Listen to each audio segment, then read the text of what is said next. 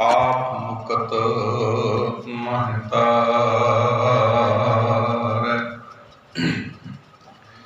युगो युग अटल शब्द गुरु धन सतगुरु साहिब श्री गुरु ग्रंथ साहिब महाराज जी की पावन पवित्र गोद में जुड़ के बैठे आत सन्मान गुरु सत्संगी जनों, आओ सब तो पहला सेवा गुरु बख्शी भी फतेह नाल सांझ पाईए। कोई भी रसना वंजी ना रहे, इक्के बार कहते करके आखना जी वाहिगुरू जी का खालसा वाहिगुरू जी की फतेह। सब तो पहला समूह साध संगत नूं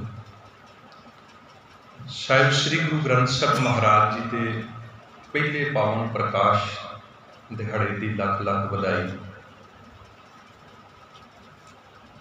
साध संगत असीं भागां वाले हाँ। दुनिया दे विच हर एक धर्म के लोगों के कोल अपना अपना ग्रंथ है।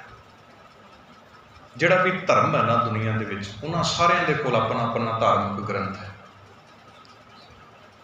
पर जदों गल गुरु ग्रंथ साहिब महाराज जी की करिए जां सिखां की करिए, दुनिया के हर एक ग्रंथ आपो अपनी थां ते सत्कारयोग ने। पर इस संसार दे विच जो रुतबा साहिब श्री गुरु ग्रंथ साहिब महाराज दे, वो दुनिया के होर किसी ग्रंथ में प्राप्त नहीं।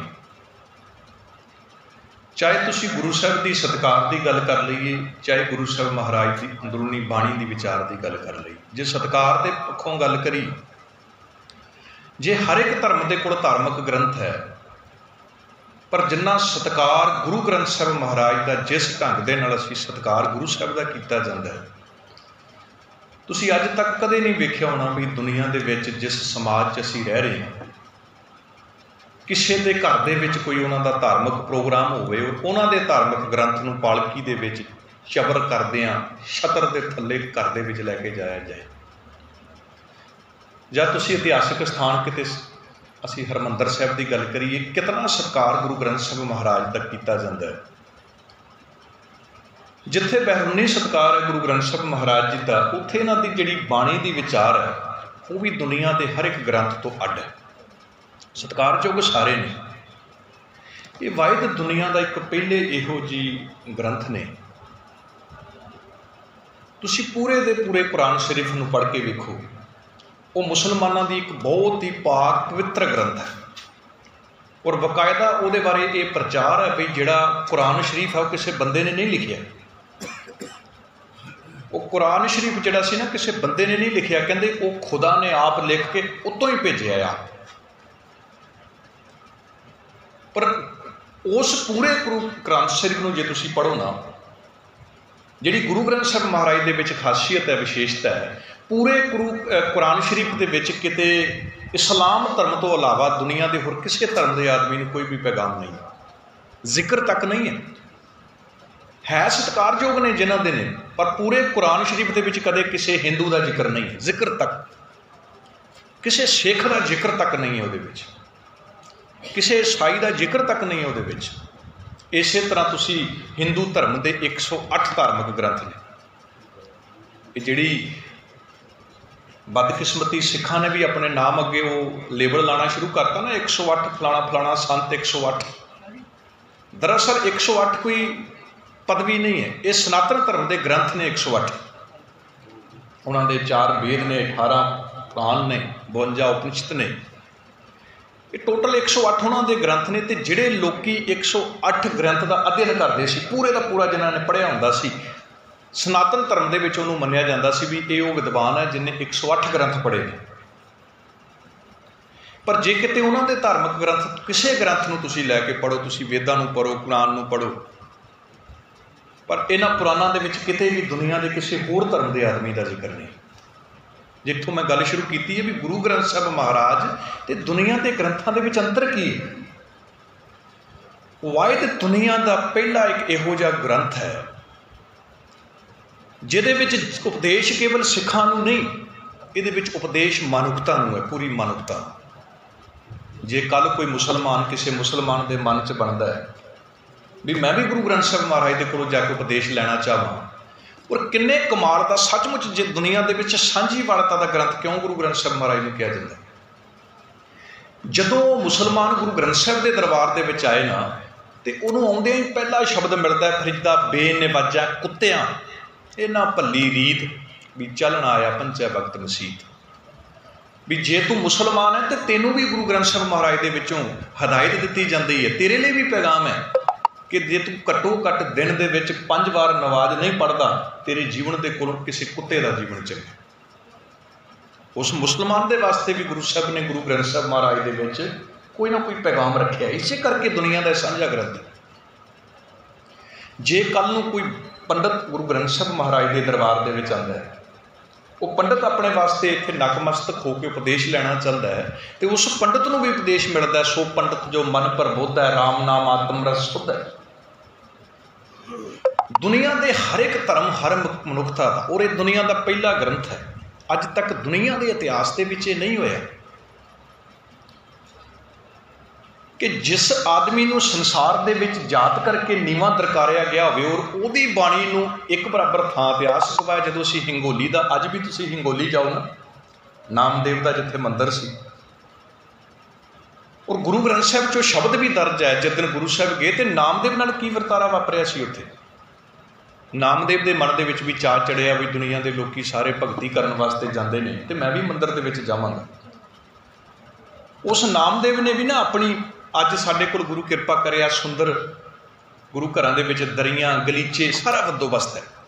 ਪੁਰਾਤਨ ਸਮਿਆਂ 'ਚ ਜਦੋਂ ਗੁਰੂ ਦਰਬਾਰਾਂ ਦੇ ਵਿੱਚ ਜਾਂ ਧਾਰਮਿਕ ਸਥਾਨਾਂ 'ਚ ਲੋਕੀ ਜਾਂਦੇ ਸੀ ਨਾ, ਤੇ ਬੈਠਣ ਵਾਸਤੇ ਥੱਲੇ ਆਪਣੀ ਵਿਛਾਈ ਘਰੋਂ ਲੈ ਕੇ ਜਾਂਦੇ ਸੀ, ਔਰ ਉਹ ਨਾਮਦੇਵ ਉਹ ਕੰਬਲੀ ਮੋਢੇ 'ਤੇ ਸੁੱਟ ਕੇ ਜਾਂਦਾ ਹੈ।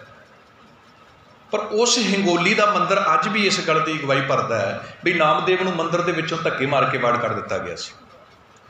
ਔਰ ਜਦੋਂ ਉਹਨੇ ਕਾਰਨ ਪੁੱਛਿਆ ਵੀ ਤੁਸੀਂ ਸਾਰੇ ਬੈਠ ਕੇ ਪ੍ਰਮਾਤਮਾ ਦੀ ਭਜਨ ਬੰਦਗੀ ਕਰਦੇ ਹੋ, ਤੇ ਮੈਨੂੰ ਪ੍ਰਮਾਤਮਾ ਦੀ ਭਜਨ ਬੰਦਗੀ ਕਿਉਂ ਨਹੀਂ ਕਰਨ ਦਿੱਤੀ ਜਾ ਰਹੀ, ਤੇ ਉਹ ਜਵਾਬ ਬੜੇ ਕਮਾਲ ਦਾ ਸੀ, ਕਹਿੰਦੇ ਤੇਰੀ ਜਾਤ ਬੜੀ ਛੋਟੀ ਹੈ।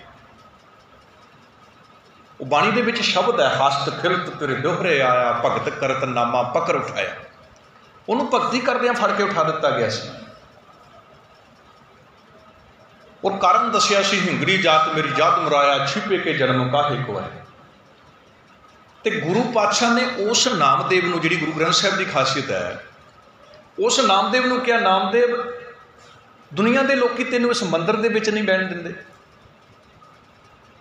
ਤੇਰੇ ਤੇ ਕੇਵਲ ਇੱਕੋ ਦੋਸ਼ ਲਾਇਆ ਜਾ ਰਿਹਾ, ਤੇਰੀ ਜਾਤ ਛੋਟੀ ਹੈ। ਪਰ ਘਬਰਾ ਨਾ ਨਾਮਦੇਵ, ਮੈਂ ਤੈਨੂੰ ਮੰਦਿਰ ਤੇ ਨਹੀਂ, ਮੈਂ ਤੈਨੂੰ ਉਸ ਹਰੀ ਮੰਦਿਰ ਤੇ ਬਿਠਾਵਾਂਗਾ ਜਿੱਥੇ ਦੁਨੀਆ ਦੇ ਲੋਕੀ ਸਵੇਰੇ ਉੱਠਦਿਆਂ ਸਭ ਤੋਂ ਪਹਿਲਾਂ ਤੈਨੂੰ ਨਤਮਸਤਕ ਹੋਇਆ ਕਰਨਗੇ। ਅੱਜ ਉਹੀ ਨਾਮਦੇਵ ਜੀ ਤੇ ਹਰੀ ਮੰਦਿਰ 'ਚ ਬੈਠੇ ਹੋਏ ਨੇ।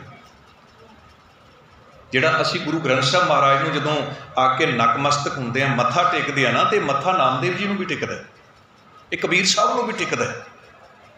ਇਹ ਦੁਨੀਆ ਦੇ ਵਿੱਚ ਦਰਅਸਲ ਗੁਰੂ ਸਾਹਿਬ ਨੇ ਕੋਈ ਜਾਤ ਪਾਤ ਕਰਕੇ ਨਹੀਂ ਕਿਸੇ ਨੂੰ ਲਿਆਂਦਾ ਵੀ ਨਾਮਦੇਵ ਛੋਟਾ ਸੀ, ਚਲੋ ਇਹ ਲੋਕੀ ਵੀ ਮੇਰੇ ਨਾਲ ਜੁੜ ਜਾਣਗੇ, ਜਿੱਦਾਂ ਅੱਜ ਸਮਾਜ 'ਚ ਹੋ ਰਿਹਾ ਵੀ ਆਪਣੀ ਧਰਮ ਨੂੰ ਐਕਸਪੈਂਡ ਕਰਨ ਵਾਸਤੇ ਕੁਝ ਪੈਸੇ ਵੰਡੇ ਜਾਣਗੇ, ਕਿਸੇ ਢੰਗ ਨਾਲ ਨਹੀਂ।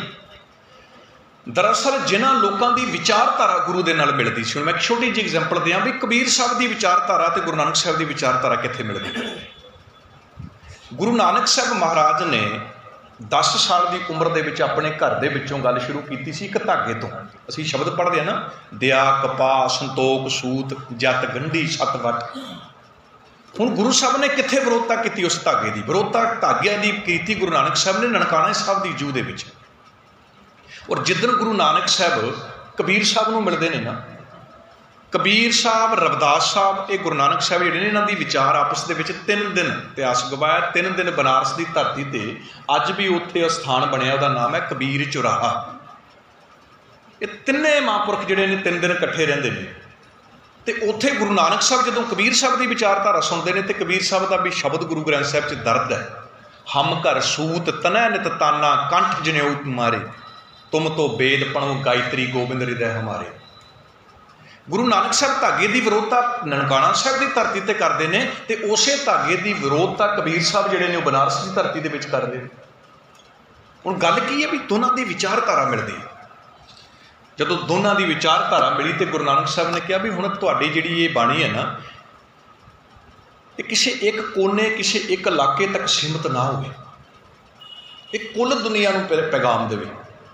ਔਰ ਗੁਰੂ ਨਾਨਕ ਸਾਹਿਬ ਨੇ ਸਾਨੂੰ, ਇਹ ਸਾਡੇ ਵਾਸਤੇ ਬੜਾ ਸੌਖਾ ਅੱਜ ਗੁਰੂ ਗ੍ਰੰਥ ਸਾਹਿਬ ਮਹਾਰਾਜ ਦੇ ਦਰਸ਼ਨ ਦੀਦਾਰ ਕਰਨੇ। पर इतिहास गवाह सानू गुरु ग्रंथ साहब महाराज के वारस ਉਹਦੀ अंश के वारस बनने वास्ते गुरु साहब को कितना जफरा भरिया सफर तय करना पिया। ਜਿਹੜੀਆਂ 4 ਉਦਾਸੀਆਂ गुरु नानक साहब ने कीतियां ने और इन्हां सारियां उदासियां दे विच जिन्हां भगत साहिबाना नाल गुरु साहिबाना दी जां जिन्हां भी भगत जनां नाल विचारां होईयां गुरु साहब ने उन्हां दी बाणी उन्हां पासों प्राप्त कीती और जिहड़ी बाणी गुरु साहिबाना दी इहदे विच उचारण कीती। इत्थे तुसीं वेखिओ गुरु ग्रंथ साहिब की विशेषता तो मैं गल कर रहा।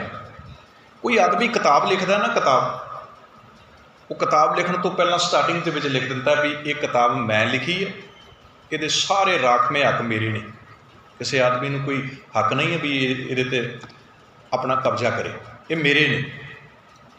गुरु ग्रंथ साहब महाराज ने जदों स्थापना होंदी है तो गुरु पातशाह इहदे पता की कहते मेरा है ही कुछ नहीं। मत दुनिया के लोगों सोचो भी ये गुरु नानक साहब की बाणी गुरु अंगद साहब की है, नहीं, ये तो केवल जबान हिली है। बाणी किहदी है? जैसी मैं आवे खसम की बाणी तैसरा करी ज्ञान वेला हर करता आप मूँह कढ़ा।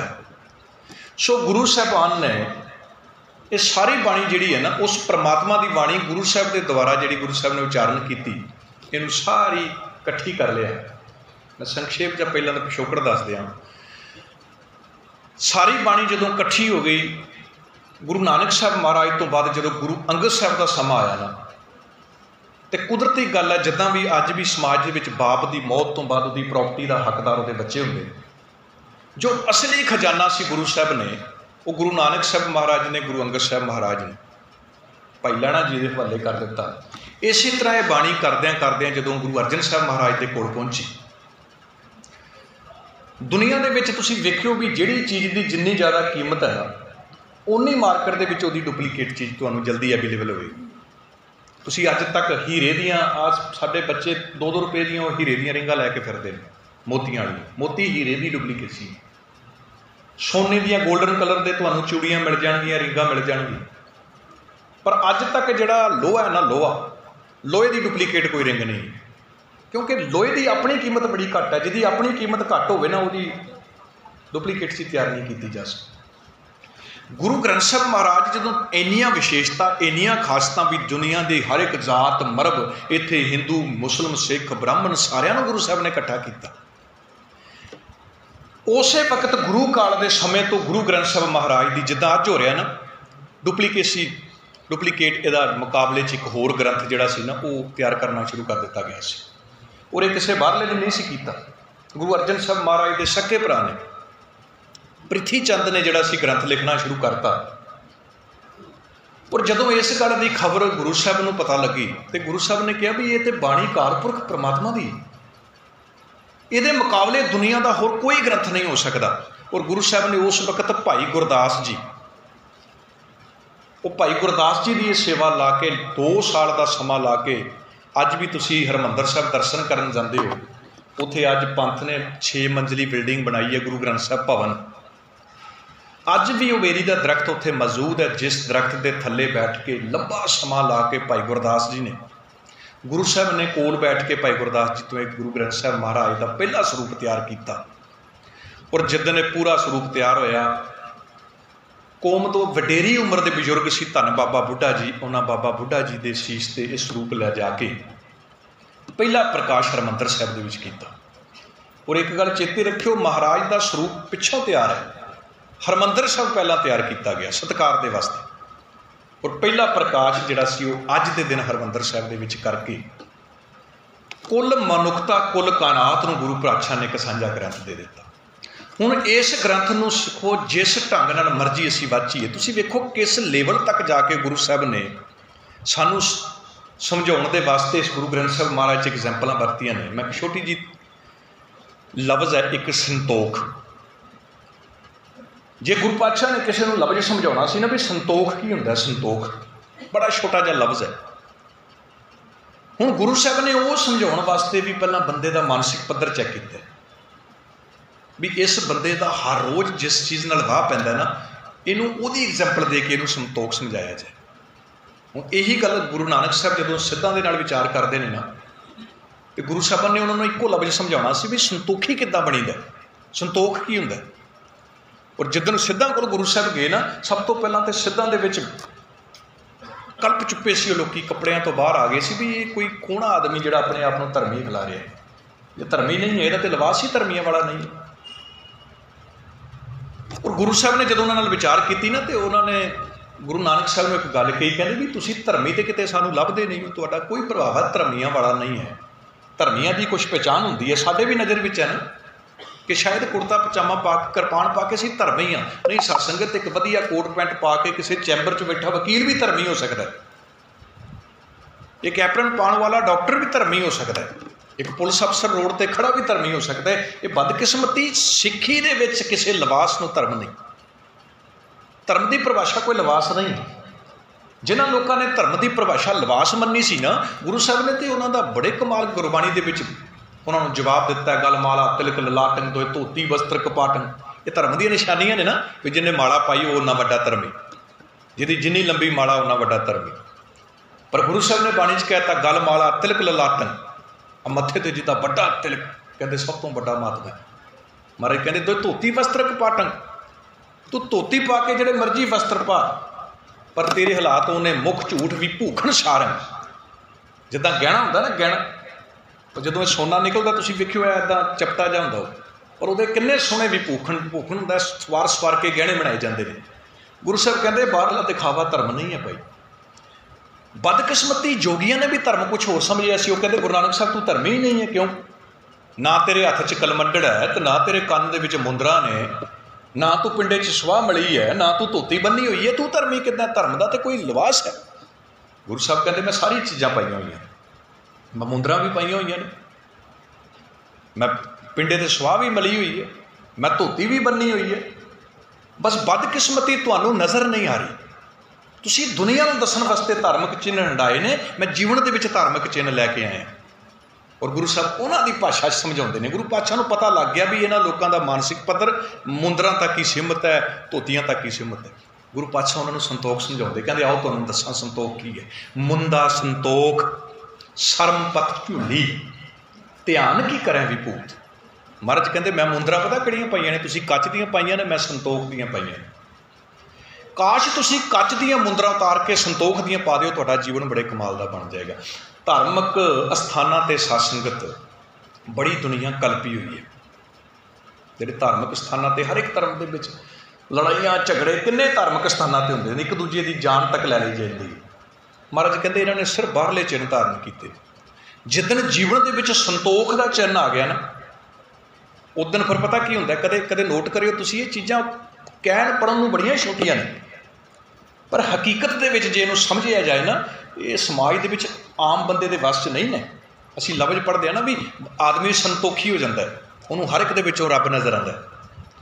वैसे इदां दी अवस्था हो सकती है, दो सके भरा जे किते दो सके भरा घुल रहे हो ना, लड़ रहे हो, तो उन्होंने विचों एक जख्मी होकर धरती पर डिग जाए, सके ही भरा हो।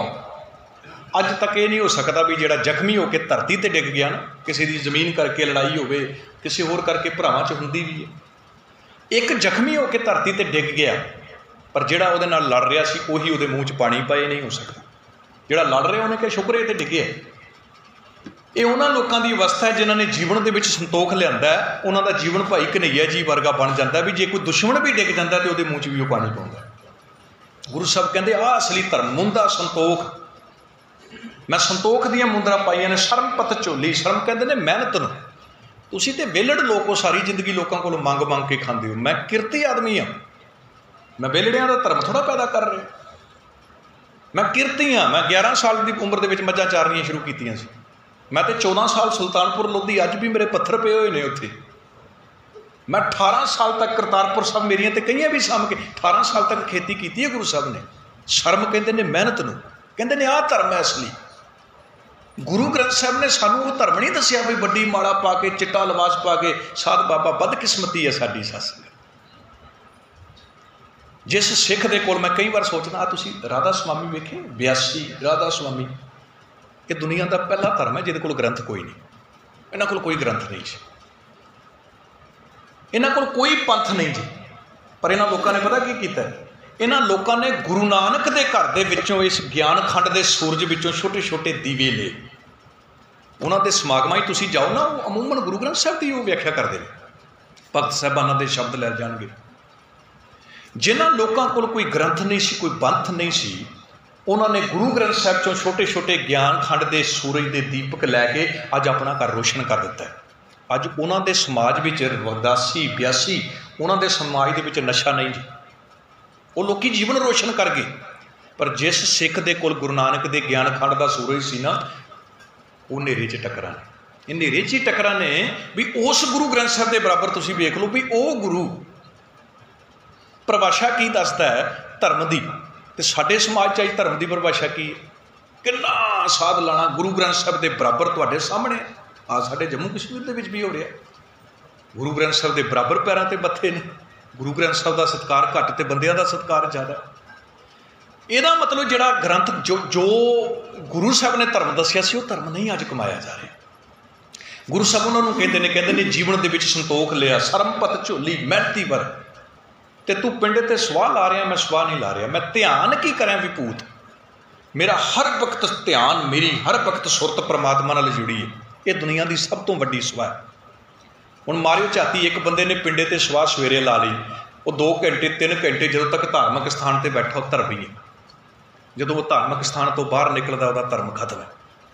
ਜਿਹਨੇ ਸੁਰਤ ਦੇ ਵਿੱਚ ਸਵਾਹ ਮੰਨ ਲਈ, ਧਿਆਨ ਕੀ ਕਰਾਂ ਵਿਭੂਤ, ਜਿਹਦੀ ਹਰ ਵਕਤ ਸੁਰਤ ਜੁੜੀ ਹੈ, ਉਹ ਮੇਰੇ ਵਰਗਾ ਪੁਲਿਸ ਡਿਪਾਰਟਮੈਂਟ 'ਚ ਹੋਵੇਗਾ ਨਾ, ਉਹ ਕਦੇ ਵੀ ਨਾਕੇ 'ਤੇ ਕਿਸੇ ਗਰੀਬ ਆਦਮੀ ਦੇ ਜੇਬ 'ਚੋਂ 100 ਰੁਪਈਆ ਨਹੀਂ ਲਵੇਗਾ। ਉਹਦੀ ਸੁਰਤ ਧਿਆਨ ਕਰਕੇ ਜੁੜੀ ਹੈ। ਉਹ ਡਾਕਟਰ ਕਿਸੇ ਕੁਰਸੀ 'ਤੇ ਬੈਠਾ ਹੋਵੇਗਾ, ਉਹ ਕਦੇ ਵੀ ਕਿਸੇ ਪੇਸ਼ੈਂਟ ਨੂੰ ਨਹੀਂ ਕਹੇਗਾ ਵੀ ਤੂੰ ਫਲਾਣੇ ਥਾਂ 'ਤੇ ਜਾ ਕੇ ਆਪਣਾ ਟੈਸਟ ਕਰਵਾ ਕੇ ਲਿਆ। ਉਹਨੂੰ ਪਤਾ ਵੀ ਮੈਂ ਕੀ ਲੈਣਾ। ਪਰ ਜਿੱਦਣ ਧਿਆਨ ਵਿੱਚ ਵੀ ਭੂਤਨਾ ਨਾ ਹੋਵੇ, ਉਦੋਂ ਨੂੰ ਇੱਕ ਇੱਕ ਚੀਜ਼ ਦੇ ਵਿੱਚੋਂ ਆਪਣਾ ਸਵਾਰਥ ਲੱਭਦਾ। ਗੁਰੂ ਨਾਨਕ ਕਹਿੰਦੇ ਮੈਂ ਤੇਰੇ ਧਿਆਨ ਦੇ ਵਿੱਚ ਜਿਹੜਾ ਹੈ, ਤੇਰੀ ਸੁਰਤ ਦੇ ਵਿੱਚ ਧਰਮ ਵੜਨਾ ਚਾਹੁੰਦਾ। ਧਿਆਨ ਕੀ ਕਰਾਂ ਵਿਭੂਤ, ਹਰ ਵਕਤ ਤੈਨੂੰ ਇੱਦਾਂ ਲੱਗੇ ਵੀ ਪਰਮਾਤਮਾ ਮੇਰੇ ਨਾਲ। ਔਰ ਜ਼ਿੰਦਗੀ ਦੇ ਵਿੱਚ ਹਰ ਇੱਕ ਥਾਂ 'ਤੇ ਤੂੰ ਬੇਈਮਾਨੀ, ਤੂੰ ਠੱਗੀ, ਭਾਈ ਸਾਹਿਬ ਕਹਿ ਰਹੇ ਸੀ, ਨਿੰਦਿਆ, ਚੁਗਲੀ, ਇਹ ਸਭ ਚੀਜ਼ਾਂ ਜੀਵਨ 'ਚੋਂ ਲੋਪ ਹੋ ਜਾਂਦੀਆਂ ਨੇ ਜਿੱਦਣ ਸੁਰਤ ਧਿਆਨ ਵਿੱਚ ਆ ਗਈ। ਔਰ ਗੁਰੂ ਗ੍ਰੰਥ ਸਾਹਿਬ ਮਹਾਰਾਜ ਦੇ ਨਾਲ ਸਾਡਾ ਜਿਹੜਾ ਸੰਬੰਧ ਹੈ ਨਾ ਸਾਧ ਸੰਗਤ, ਇਹ ਸਰੀਰ ਕਰਕੇ ਨਹੀਂ ਹੈ। ਗੁਰੂ ਨਾਨਕ ਸਾਹਿਬ ਦਾ ਹੀ ਸ਼ਬਦ ਹੈ ਨਾ, ਜਿੱਦਣ ਗੁਰੂ ਸਾਹਿਬ ਨੂੰ ਸਵਾਲ ਪੁੱਛਿਆ ਸੀ, ਕਮਨ ਗੁਰੂ ਕਿਸ ਕਾ ਤੂੰ ਚੇਲਾ, ਭਈ ਕਿਹੜਾ ਤੇਰਾ ਚੇਲਾ ਹੈ, ਤੇ ਗੁਰੂ ਸਾਹਿਬ ਨੇ ਉੱਥੇ ਗੁਰੂ ਦੀ ਜਿੱਥੇ ਗੱਲ ਕਹੀ ਨਾ, ਸ਼ਬਦ ਗੁਰੂ, ਉੱਥੇ ਇਹ ਨਹੀਂ ਕਿਹਾ ਵੀ ਗੁਰੂ ਨਾਨਕ ਚੇਲਾ, ਕਹਿੰਦੇ ਨਾ, ਸ਼ਬਦ ਗੁਰੂ ਸੁਰਤ ਧੁਨ ਚੇਲਾ। ਕਹਿੰਦਾ ਉਸ ਗੁਰੂ ਦਾ ਚੇਲਾ ਮੇਰੀ ਸੁਰਤ ਹੈ। ਜੇ ਸਾਡੀ ਸੁਰਤ ਚੇਲਾ ਬਣ ਗਈ ਤੇ ਸਰੀਰ ਨੇ ਆਪਣੇ ਆਪ ਚੇਲਾ ਬਣ ਜਾਣਾ। ਪਰ ਜੇ ਖਾਲੀ ਸਰੀਰ ਚੇਲੇ ਬਣਾਉਂਦੇ ਰਹੇ ਨਾ ਅਸੀਂ, ਵੀ ਖਾਲੀ ਸਰੀਰ ਨੂੰ ਚੇਲੇ ਬਣਾ ਲਈਏ ਤੇ ਸੁਰਤ ਨੂੰ ਨਾ ਬਣਾਈਏ, ਤੇ ਬੜਾ ਸਮਾਜ ਸਾਧ ਸੰਗਤ ਜਿਹੜਾ ਸਰੀਰ ਕਰਕੇ ਚੇਲਾ ਹੈ, ਉਹ ਲੋਕੀ ਸੁਰਤ ਕਰਕੇ ਨਹੀਂ ਨੇ। ਉਹ ਲੋਕੀ ਕਿਰਪਾਨਾਂ ਪਾ ਕੇ ਤੁਹਾਨੂੰ ਮੜੀਆਂ ਮੱਠਾਂ 'ਤੇ ਵੀ ਨਜ਼ਰ ਆਉਣਗੇ। ਉਹ ਲੋਕੀ ਕਿਰਪਾਨਾਂ ਪਾ ਕੇ ਤੁਹਾਨੂੰ ਨਸ਼ਾ ਕਰਦਿਆਂ ਵੀ ਨਜ਼ਰ ਆਉਣਗੇ, ਜਿਨ੍ਹਾਂ ਨੇ ਸਰੀਰ ਚੇਲਾ ਬਣਾਇਆ। ਗੁਰੂ ਦਾ ਚੇਲਾ ਸਰੀਰ ਨਾ ਬਣਾਈਏ, ਸੁਰਤ ਨੂੰ ਚੇਲਾ ਬਣਾ ਦੇ। ਹੁਣ ਗੁਰੂ ਸਾਹਿਬ ਨੇ ਉਹਨੂੰ ਕਿੰਨੀ ਪਿਆਰੀ ਭਾਸ਼ਾ ਦੇ ਵਿੱਚ ਸਮਝਾਤਾ ਵੀ ਸੰਤੋਖ ਕੀ ਹੁੰਦਾ।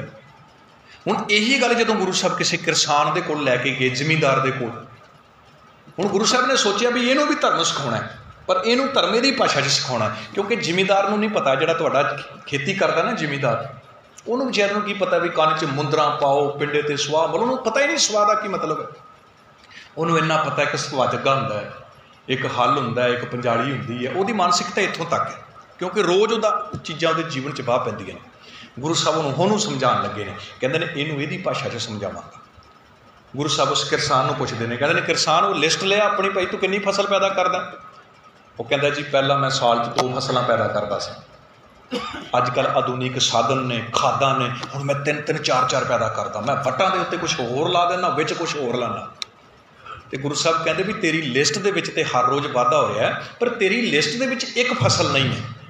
ਹੁਣ ਇਹ ਕਿਸਾਨ ਨਾਲ ਗੱਲ ਹੋ ਰਹੀ ਹੈ, ਕਹਿੰਦੇ ਬਾਕੀ ਸਾਰੀਆਂ ਫਸਲਾਂ ਵੱਧ ਰਹੀਆਂ ਨੇ, ਝੋਨਾ ਇਹਦੇ ਵਿੱਚ ਆ ਗਿਆ, ਕਣਕ ਇਹਦੇ ਵਿੱਚ ਆ ਗਈ, ਸਰੋਂ ਆ ਗਈ, ਪਰ ਇੱਕ ਫਸਲ ਤੇਰੀ ਇਸ ਲਿਸਟ 'ਚ ਨਹੀਂ ਹੈ।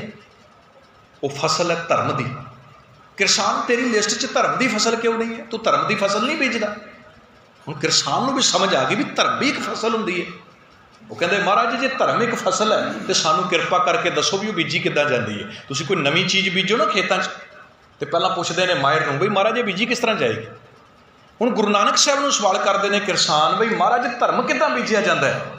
ਤੇ ਗੁਰੂ ਸਾਹਿਬ ਨੂੰ ਸਮਝਾਉਂਦੇ ਨੇ, ਕਹਿੰਦੇ ਨੇ ਜਦੋਂ ਕਣਕ ਬੀਜਦਾ ਸਭ ਤੋਂ ਪਹਿਲਾਂ ਕੀ ਕਰਦਾ? ਉਹ ਕਹਿੰਦਾ ਜੀ 5-6 ਵਾਰ ਜ਼ਮੀਨ ਬੰਨ੍ਹ ਮੁਲਾਇਮ ਕਰਦਾ, ਫਿਰ ਤਗੜੀ ਦੁਕਾਨ ਜਿਹਦੇ 'ਚ ਗਰੰਟੀ ਹੋਵੇ ਉਸ ਸਟੋਰ ਤੋਂ ਜਾ ਕੇ ਵਧੀਆ ਬੀਜ ਲਿਆਂਦਾ, ਡੁਪਲੀਕੇਟ ਨਹੀਂ, ਵਧੀਆ ਬੀਜ ਲੈ ਕੇ ਆਉਂਦਾ, ਫਿਰ ਉਹਨੂੰ ਬੀਜਦਾ, ਫਿਰ ਸਮੇਂ ਸਮੇਂ ਸਿਰ ਉਹਨੂੰ ਪਾਣੀ ਦਿੰਦਾ, ਫਿਰ ਉਹਨੂੰ ਖਾਦ ਦਿੰਦਾ, ਫਿਰ ਜਾ ਕੇ ਫਸਲ ਤਿਆਰ ਹੁੰਦੀ ਹੈ। ਮਹਾਰਾਜ ਕਹਿੰਦੇ ਧਰਮ ਦੀ ਫਸਲ ਵੀ ਇਸ ਤਰ੍ਹਾਂ ਤਿਆਰ ਹੁੰਦੀ ਹੈ। ਸਭ ਤੋਂ ਪਹਿਲਾਂ ਪਤਾ ਕੀ ਕਰ? ਕਿਸਾਨ ਅਮਲ ਕਰ ਧਰਤੀ।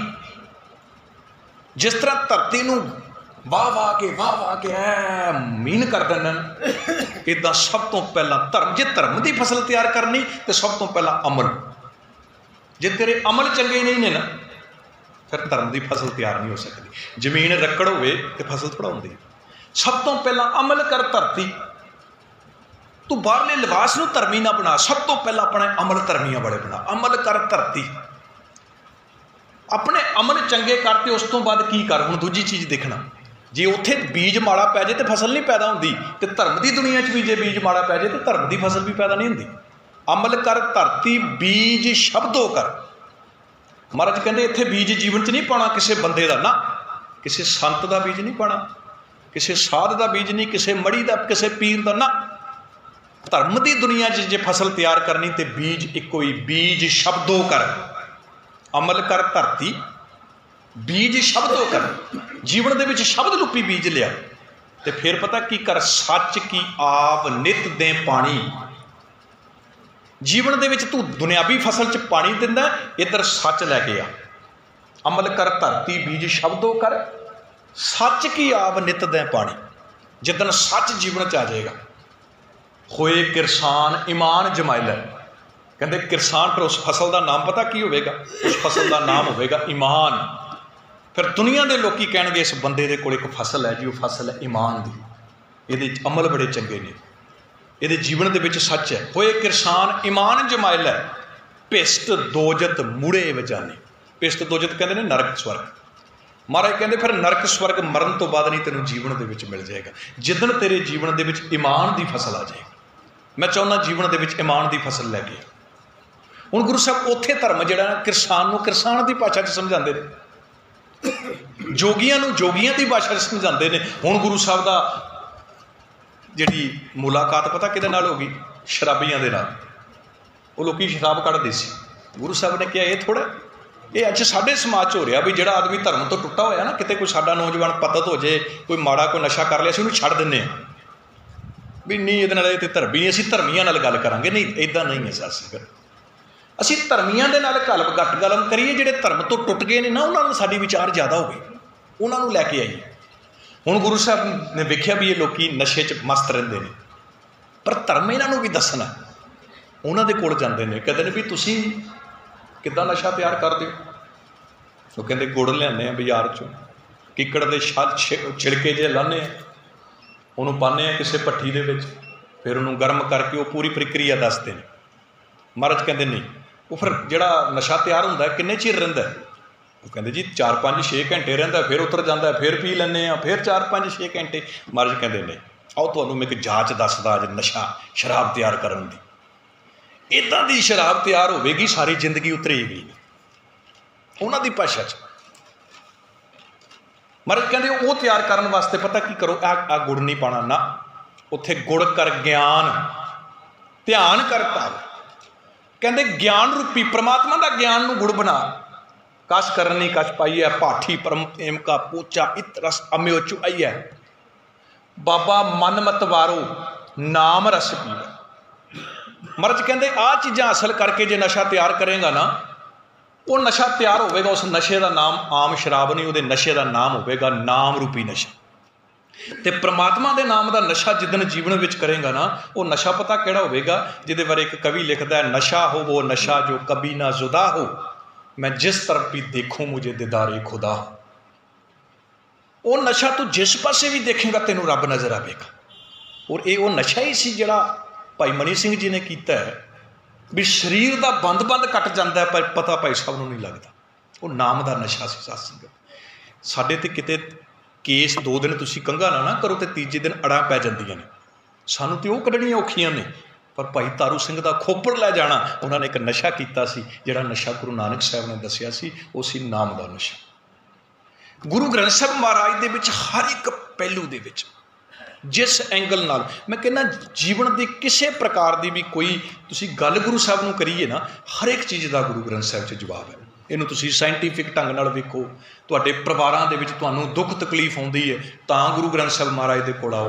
ये दुनिया का वो ग्रंथ सी जिन्हों हर एक एंगल नाल गुरु पातशाह ने वाच के ते अज दे दिन साडी झोली विच पा के एक गल कह दी कि सिखो, दुनियावी बाप जिदन उहदी मौत हुंदी है ना, उदन उहदी एक मन च इच्छा हुंदी है भी मेरी सारी प्रापर्टी मेरे बच्चों के कोल चली जाए, मेरी प्रापर्टी रुले ना। अज मेरे दादे पड़दादियां दी इस प्रापर्टी है, प्यू दादे का खोल डिठा खजाना, मेरे प्यो दादे का खजाना है। अज तुहाडे हत्थ च फड़ा के मैं एक गल तुहानूं कह चलिया कि इस खजाने नाल बस एक काम करियो तुसीं। दुनिया के कोई बाप जदों सानूं पैसे दिंदा ना, मेरे भी बच्चे ने, मैं उन्होंने 500 रुपये दियांगे तो नाल पक्का कहांगा बेटा इनू खर्चिओ ना बेफशुल। हर एक बाप कहता भी फालतू पैसा बेफशुल ना खर्चिओ, पर यह साडा इक्को ही बाप है जिहड़ा कहता इनू खर्चो, जिन्ना इनू खर्चोगे दुनिया का पहला खजाना है। नहीं तो खजाना खर्चण नाल घटदा है, ये पहला खजाना जी, जिन्ना खर्चांगे उन्ना वधेगा। वो साडे बाप ने उसी टाइम कहता खावें खर्चें रल मिल भाई, तोट ना आवे वध दो चाहे। जिन्ना खजाना तुसी खर्चोगे, जिन्ना वंडोगे, जिन्नी बाणी पढ़ोगे ना, उन्ना वधेगा साध संगत। ये खजाना अज साडे हवाले। सो मेरा समा समाप्त है, पर एक मैं जरूर अखीर जिहड़ी चेतावनी पंथ नूं है साध संगत, अज इस खजाने दे कोलों सानू दूर करने लई बड़े यतन किए जा रहे हैं। किते उन्होंने 84 दे विच गोलियां मार मार के देखा भी शायद खजाना खत्म हो जाएगा, पर साडा वो गुरु सी नहीं खत्म होया। अज थां थां ते गुरु ग्रंथ साहब दीयां बेअबदियां पंजाब की धरती ते करके साडी मनां दे विच गुरु ग्रंथ साहब के अदब नूं घटाउण वास्ते यतन किए जा रहे हैं। ये फिर भी नहीं खत्म हो सकता, पर एक चीज़ जरूर है, जदों इहदे नाल इहदे बराबर असीं किसी होर नूं तरजीह देना शुरू कर देंगे ना, उदन इस खजाने की अहमियत जरूर घटेगी। इस करके गुरु कृपा करे, अज गुरु ग्रंथ साहब के बराबर हर एक प्रकार के यतन, बंदे भी गुरु साहब के बराबर जिहड़े ने उन्होंने सत्कारे जाते हैं। बड़ियां घटनावां ने, ये सारी एक सोची समझी साजिश है। तुहाडे सामने हरियाणे दे विच थोड़े दिन पहला होया, उत्थों एक पोलीटिकल लीडर आउण ते गुरु ग्रंथ साहब के सामने लड़कियां का नाच कराया गया। ये सब एक चाल, ये सारी किते ना किते साडी मानसिकता दे विच गुरु ग्रंथ साहब का, क्योंकि उन्होंने लोगों ने समझ लिया भी असीं ते टैंकां तोपां नाल उड़ा के वेख रहे, उड़ते नहीं ने, क्योंकि ना सब तो वड्डी शक्ति गुरु ग्रंथ साहब। ये गुरु ग्रंथ साहब महाराज की विचारधारा जदों इन्हां दी मानसिकता च पैंदी है, इन्हां दा जीवन बदल जाता है। इस करके अज हीले वसीले ने, तुसीं नित पढ़दे हो, किते पंजाब दे विच बेअबदियां हुंदियां ने, किते गुरु ग्रंथ साहब के बराबर कोई बाबा जिहड़ा है तुहाडे सामने है ना, किन्नियां थावां ते घटनावां हुंदियां ने अपनी अहमियत वधाउण वास्ते। पर मैं इक्को ही गल कहांगा जी, दुनिया दे विच भाई गुरदास जी तो वड्डा भी कोई बाबा सी जी। जिस भाई गुरदास जी ने इन्ना वड्डा गुरु ग्रंथ साहब का स्वरूप तैयार करता, कदे उन्हां दीयां वारां पढ़ के वेखो, पता वो अपने आप नूं की लिखते हैं। वो अपने आप नूं लिखते हैं, कहते निंदक दुष्ट हराम खोर ठग देश ठगंदा। कहता मेरे वर्गा निंदक ही दुनिया च कोई नहीं, कितनी वड्डी अवस्था सी। मेरे वर्गा ठग ही दुनिया में कोई नहीं है, चोर जार जुआर पर घर जो आंदा, मेरे वर्गा चोर ही कोई नहीं। इत्थे इन्ना वड्डा स्वरूप तैयार करके गुरु साहब अंत में पता की लिखते हैं, कहते ने मैं निर्गुण आरे को गुण नहीं, कहते मेरे च कोई गुण नहीं, आपे तरस प्योई, मेरे ते तरस किया गुरु ने, मेरे को सेवा लई है साध संगत। इस करके गुरु कृपा करे, गुरु ग्रंथ साहब महाराज के अदब सत्कार, और गुरु ग्रंथ साहब महाराज के बराबर दुनिया किसी का भी सत्कार जिहड़ा जी वो ना हो सकता है, ना किया जाए। यही असली गुरु साहब का पावन प्रकाश दिहाड़ा है। मेरा समा समाप्त है। दिओ शीस, आखो जी वाहिगुरू जी का खालसा, वाहिगुरू जी की फतेह।